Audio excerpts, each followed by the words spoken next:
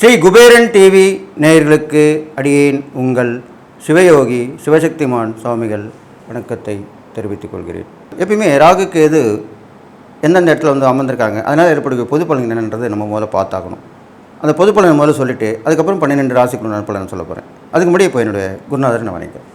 ஓம் குருப்யோ நம. நற்பவே நற்பவே நற்பவே. ஓம் காஞ்சிவாசாய வித்மகே சாந்தரூபாய தீமகே தன்னோ சந்திரசேகர பிரச்சோதயாத்.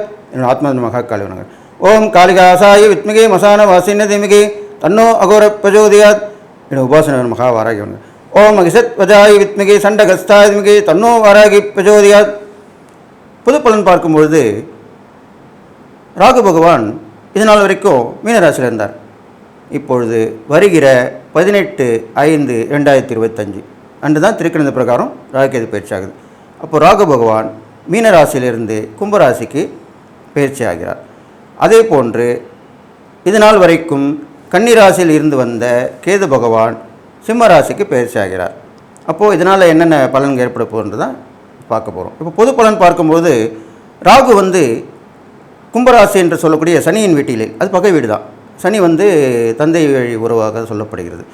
அந்த பகை வீட்டில் இருக்கும்போது என்னென்ன பலன்கள் ஏற்படும் என்றால், மறைமுக தொடர்புகள் எல்லோருக்கும் ஏற்படும். ஆண்கள் பெண்கள் இருவருக்குமே மறைமுக எதிர்ப்புகளும் ஏற்படும். எதிர்கள் தொல்லை சொல்கிறோம் இல்லையா, அதுவும் ஏற்படும். ஒரு நாட்டுக்கும் இன்னொரு நாட்டுக்கும் போர் மூலம் இப்போ கொஞ்சம் அடங்கியிருக்கு, இருந்தாலும் போர் மீண்டும் வருவதற்கான வாய்ப்புகள் உண்டு. ஏனென்றால் ராகுபவன் வந்து சனியோட வீட்டில் அமர்ந்தாலே அது கண்டிப்பாக செய்யும். இது இல்லாமல் தொடர்புகள் துண்டிக்கப்படும். ஒரு நாட்டிலேருந்து இன்னொரு நாட்டுக்கு தொடர்பு துண்டிக்கப்படும். பொருளாதார தடை ஏற்படும். ஏற்றுமதி இறக்குமதி வாணிகம் பாதிக்கப்படும். இதெல்லாம் கண்டிப்பாக நடக்க போகுது. ஏன்னா ராகு வந்து போக்குவரத்துக்காரன்னு சொல்லப்படுறாங்க. இது இல்லாமல் ராகு வந்து பிரம்மாண்டம்ன்று சொல்கிறாங்க. அப்போது ஏழ்மை நிலை உள்ளவங்களுக்கு பெரிய பணக்காரங்களும் சொல்லுவாங்க இல்லையா, ஒன்றுமே இல்லாமல் தான் இப்போ நான் பெரிய ஆளாயிட்டான். அப்படிலாம் நடக்கக்கூடிய விஷயமா இப்போ நடக்க போகுது. நல்லது நடக்க போகுது, கெட்டது நடக்க போகுது. இந்த ராகு பகவானால் ஏற்படக்கூடிய ஆபத்து விபத்துலேருந்து நீங்கள் தப்பிக்கிறதுக்கு தான் எச்சரிக்கை பதிவாக சொல்லியிருக்கேன். அப்போது ஆண்கள் பெண்கள் தொடர்பு ஏற்படக்கூடிய சொல்லியிருக்கும் பொழுது நீங்கள் கவனமாக இருக்க வேண்டும். பழகும்போது கவனமாக இருக்க வேண்டும். ஆண்களாக இருந்தாலும் பெண்கள் இருந்தாலும் அவர் ஒரு வேலையால் பார்க்க வேண்டும். தகாத உறவில் ஈடுபட வாய்ப்பு வந்தால் அதை விட்டு விலகி செல்ல வேண்டும். இல்லை என்றால் அவமானப்பட நேரிடும், சிறை செல்ல நேரிடும், உயிர் இழப்பும் ஏற்படக்கூடிய வாய்ப்புகளும் உருவாகிறது.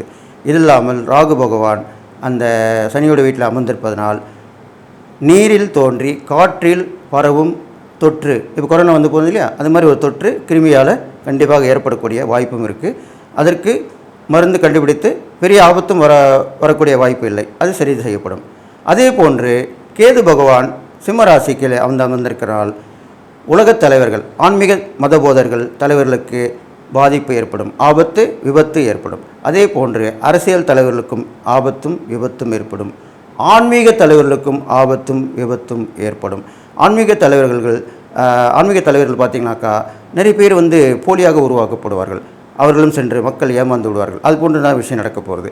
அப்போ கோர்ட்டு கேஸ்லாம் போகக்கூடிய அழக்கூடிய சூழ்நிலை வரும். அதனால் யாரையும் நம்பி ஏமாற வேண்டாம். நன்று யோசித்து நிதானித்து செயல்பட வேண்டும். இந்த காலகட்டத்திலே இந்த கேது பகவான் கெடுப்பார். அதனால் வந்து ரொம்ப ஜாக்கிரதையாக இருக்கணும். அப்போது இறை சிந்தனை வளர்த்துக்கணும். அடிக்கடி கோயிலுக்கு போயிட்டு வரணும். குலதெய்வ வழிபாடு பண்ணிக்கணும். இஷ்டதெய்வ வழிபாடு பண்ணணும். இப்படிலாம் பண்ணிட்டு வந்தீங்கன்னாக்கா இந்த ராகு கேதுக்கு பரிகாரம் சொல்ல போகிறேன். அந்த பரிகார மூலமாக நீங்கள் இறை வழிபாடு செஞ்சுக்கலாம். தான தர்மம் சொல்ல போகிறேன். அந்த தான தர்மம் செஞ்சுட்டு வரலாம். இதெல்லாம் பண்ணிட்டு வந்தீங்கன்னா இந்த ராகு கேது ஏற்பட கெடுபலங்கு குறைஞ்சி நற்பலன் தான் ஏற்படும். நற்பலன் பார்க்கும்பொழுது இவர்கள் இருவருமே இந்த ராசியில் அமர்ந்திருக்கும் பொழுது பகை வீடாக சொல்லப்படுகிறது. எனினும் இவர்கள் இருவருக்குமே 3 பார்வைகள் உண்டு. ராகு பகவானுக்கு உண்டு, கேது பகவானுக்கு உண்டு. 3, 7, 11 இந்த 3 பார்வைகள் உண்டு. அந்த பார்வைகள் பலன் சற்றே வித்தியாசப்படும். ஒவ்வொரு ராசிக்கும் ஏற்ப நல்ல பலன்களை கொடுக்கப் போகிறது. இப்பொழுது இந்த ராகு கேது பயிற்சி பலன்கள் பார்க்கலாம். இது பொது பலன்கள் சொல்லப்படுகிறது. இது கோச்சார பலன்கள் என்று தான் சொல்லப்படுகிறது. கோச்சார பலன்கள் என்று சொல்லும் பொழுது இது பொதுவாகத்தான் சொல்லப்படுகிறது. யாரையும் குறிப்பிட்டு சொல்லக்கூடிய விஷயமாக இருக்காது. அவர்கள் சுய ஜாதகப்படி பார்த்து கொள்வது மேலும் சிறந்ததாக சொல்லப்படுகிறது. அவருடைய சுய ஜாதகப்படி ராகு கேது எங்கே இருக்கிறார்கள், அவர்களுக்கு இப்போது நடந்து கொடுக்கிற தசாபுக்தி என்னவாக இருக்கிறது, அதை வைத்து கூட பலன்கள் மாறுபடும். எனவே நீங்கள் இதை முழுவதும் நம்பிவிடாமல் நான் சொல்லுவதை கேட்டு இறைப்பரிகம் தானம் செய்து கொள்ள வேண்டும். அவர்கள் சுய ஜாதகத்தையும் பக்கத்தில் அருகாமையில் உள்ள உங்கள் ஜோதிடத்திலே பார்த்து கொள்ள வேண்டும். அடியேனும் பார்க்க விரும்பினால் கீழே இருக்கும் அந்த தொலைபேசியை நீங்கள் தொடர்பு கொண்டு பார்த்து தெரிந்து கொள்ளலாம்.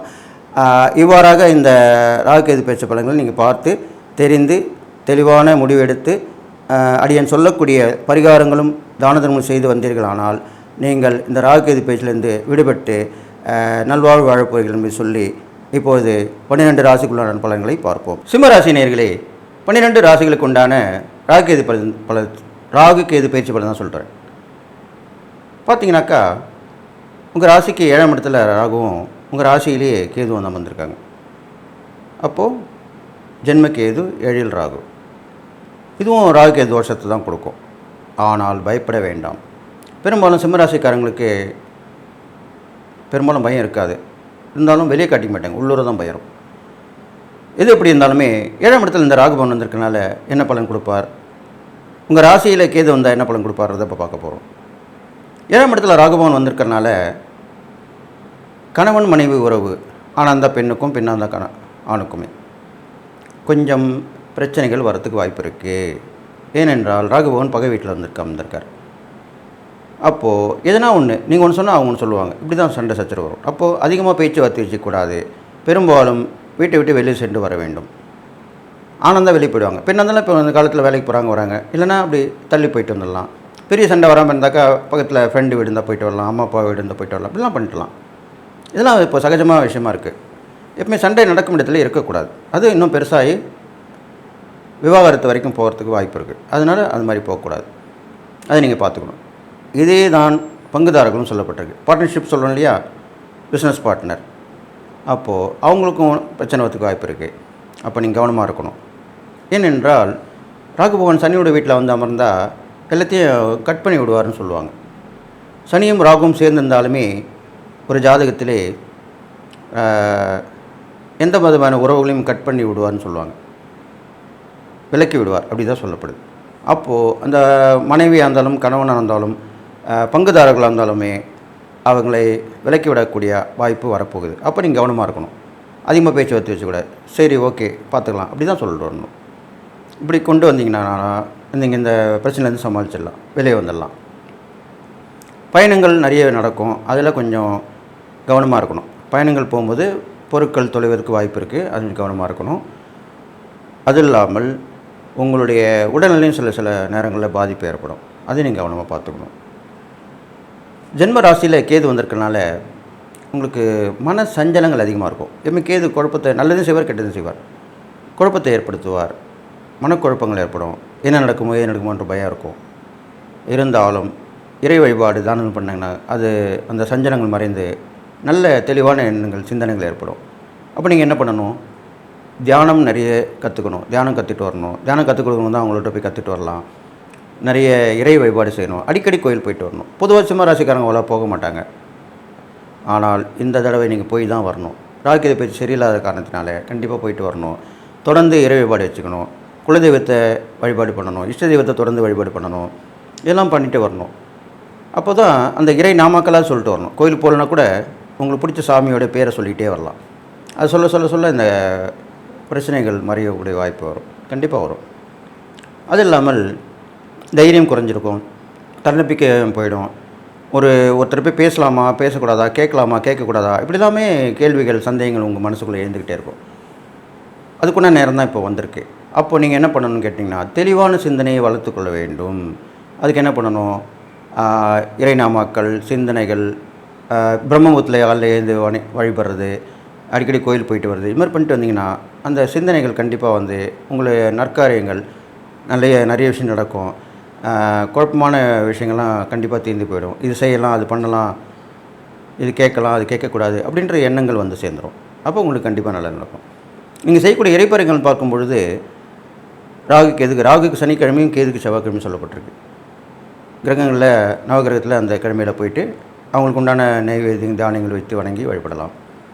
ராகுக்கு துர்க்கை அதிதேவதை சொல்லப்பட்டிருக்கு. அப்போ துர்க்கையை செவ்வாய்க்கிழமை வெள்ளிக்கிழமை ராகு காலத்தில் வழிபடலாம். சனிக்கிழமை வரக்கூடிய ராகு காலத்திலையும் வழிபடலாம். ஏன்னா சனிக்கிழமை ராகுக்குரியது. அதே போன்று கேதுக்கு செவ்வாய்க்கிழமையில் விநாயகருக்கு அருகம்புல் வைத்து வழிபடலாம். அதே போன்று காளியம்மனையும் வழிபடலாம். கேதுக்கு அதிதேவதையாக காளியம்மனும் சொல்லப்பட்டிருக்கு. அப்போது காளியம்மனையும் வழிபட்டு வரலாம் செவ்வாய்க்கிழமையில். மாலை வேளையில், காலையில் விநாயகர், மாலையில் காளிகாம்பாள், இப்படி வழிபட்டு வரலாம். அதே மாதிரி ராகுக்கு சொன்னேன் இல்லையா, சனிக்கிழமையில் காலையில் ராகு காலத்தில் துர்க்கை வழிபடலாம், மாலையில் புற்றுள்ள கோயில் அம்மன், நாகத்தம்மன், நாகதேவதை, நாகவல்லி அம்மன் இப்படிலாம் சொல்லப்பட்டிருக்கு. அவங்கள மாலை வேளையில் வழிபட்டு வரலாம். எங்கே போனாலுமே விளக்கேற்றி வழிபட்டு வரணும். கல்லது கற்பூரம் ஏற்றணும். அர்ச்சனை பண்ணலாம். வசதி வாய்ப்பு தான் அபிஷேக ஆராதனை பண்ணலாம். இது மாதிரிலாம் பண்ணிட்டு வரலாம். நீங்கள் செய்யக்கூடிய தான தர்மங்கள்னு பார்க்கும் பொழுது உங்களுக்கு சிம்மராசிக்காரர்கள் பார்க்கும்போது சாதுக்கள், இல்லறத்துறவிகள், இல்லத்துலேருந்து துறவியாக இருப்பாங்க, இல்லை நிறைய பேர் குடும்பத்தை விட்டு விலகி போயிருப்பாங்க, அவங்கள தேடி கண்டுபிடிச்சி அவங்களுக்கு பண்ணலாம். இல்லை கோயில் குளத்தில் இருக்கவங்களாம் இருப்பாங்க நிறைய பேர், அவங்களுக்கு தான தர்மம் கொடுக்கலாம். வெறும் சாப்பாடு தான் கொடுக்கணும் அவசியம் இல்லை. துணி மணி இருக்கான்னு கேட்கலாம், இல்லைன்னு சொன்னாங்களாம் வாங்கி கொடுக்கலாம். அப்புறம் இடுக்க இடத்துக்கு வதி எதாவது பண்ணி கொடுக்கலாம். இது மாதிரிலாம் செய்யலாம். இதெல்லாமே நல்ல விஷயமாக சொல்லப்பட்டிருக்கு, தான தர்மங்களாக சொல்லப்பட்டிருக்கு. அது நம்ம அடிக்கடி புற்றுள்ள கோயிலுக்கு நீங்கள் போயிட்டு வழிபட்டு பண்ணிட்டு வரலாம். இந்த மாதிரி பண்ணிட்டு வரலாம். அதனால் இப்படி பண்ணிட்டு வந்தீங்கன்னாக்கா உங்களுக்கு அந்த கெடுபன் கொஞ்சம் நற்பலன் ஏற்பட போகுது. பெரும்பாலும் சிம்மராசிக்காரங்களுக்கு அவ்வளோ பாதிப்பு ஏற்படாது. சூரிய நமஸ்காரம் காலையில் நீங்கள் செய்யணும். எழுந்தவுடனே உங்கள் ராசியாதிபதியான, ராசிக்குரிய கிரகமாக சொல்லக்கூடிய சூரிய பகவானை அனுதினமும் வழிபட்டு வந்தாலே, சூரிய காயத்ரி சொல்லலாம். காலையில் எழுந்தோடனே குளிச்சுட்டு சூரிய நமஸ்காரம் பண்ணிட்டு வரலாம். இது மாதிரி பண்ணிட்டு வந்தீங்கனாலே கண்டிப்பாக கெடுபன் குறைஞ்சிரும். நல்ல சிந்தனை ஏற்படும். நீங்கள் நல்ல நிலைமைக்கு வரத்துக்குண்டான வாய்ப்புகள் உருவாகும். இது மாதிரி நடக்கும். அது நீங்கள் பார்த்து தெரிஞ்சுக்கணும். அதனால் எது எப்படி இருந்தாலும் இந்த பார்வை பலன்கள் மூலமாக உங்களுக்கு கண்டிப்பாக நல்லது நடக்கும். ராகுகேதுடைய பார்வை பலன் மூலம் நல்லது நடக்கும். அது இருக்கிற இடம் சரியில்லைனா கூட பார்வை பலன்கள் கண்டிப்பாக நல்லது செய்யணும்னு சொல்லி இந்த இறை பரிகாரம் தானம் பண்ணிட்டு வந்தீங்கன்னா கெடுபன் கொஞ்சம் நற்பலன் ஏற்படும் சொல்லி எல்லா நலமும் பெற்று வாழ்வீங்கன்னு வாழ்த்தி விடைபெறுகிறேன். நன்றி, வணக்கம். ஸ்ரீ குபேரன் டிவியை பார்த்தமைக்கு நன்றிகள். மேலும் இது போன்ற தகவல்களை தெரிந்து கொள்ள ஸ்ரீ குபேரன் டிவியை சப்ஸ்கிரைப் செய்யுங்கள். மறக்காமல் பெல் ஐக்கானை கிளிக் செய்யுங்கள்.